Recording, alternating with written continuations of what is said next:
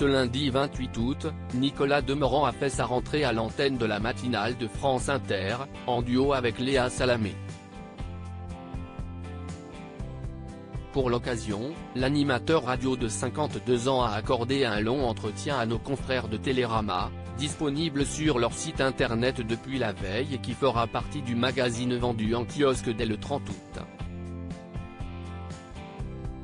Dans leur colonne, il a notamment évoqué la disparition douloureuse de son frère Sébastien, survenue en janvier 2020, alors que celui-ci n'avait que 50 ans.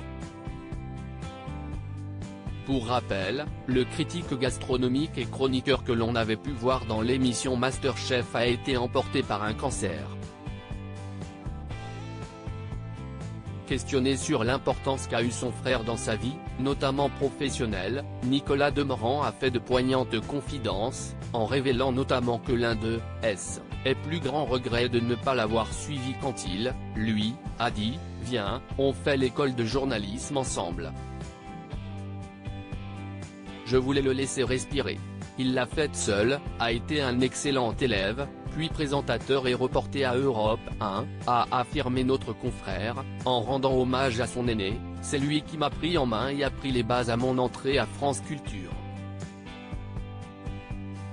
Il est resté une oreille affûtée, jusqu'à la fin, pour me dire ce qui allait ou pas.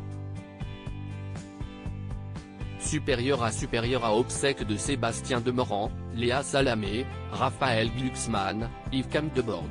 Recueilli dans l'émotion le grand frère qui n'a jamais fait part de la fierté qui lui portait, encore ému par la perte de Sébastien Demorand, duquel il était visiblement très proche, il a ajouté, avec tendresse et sincérité, il était impitoyable, pour une transition ou une tournure de phrase. Il m'a vraiment aidé, et j'ai su après sa mort qu'il était fier de moi. Ce n'est pas la première fois que l'animateur matinalier de France Inter se livre au sujet de son frère aîné, qui a été terrassé par la maladie il y a déjà 3 ans. Au micro de son émission de radio, l'acolyte de Léa Salamé avait déjà eu beaucoup de mal à retenir ses larmes.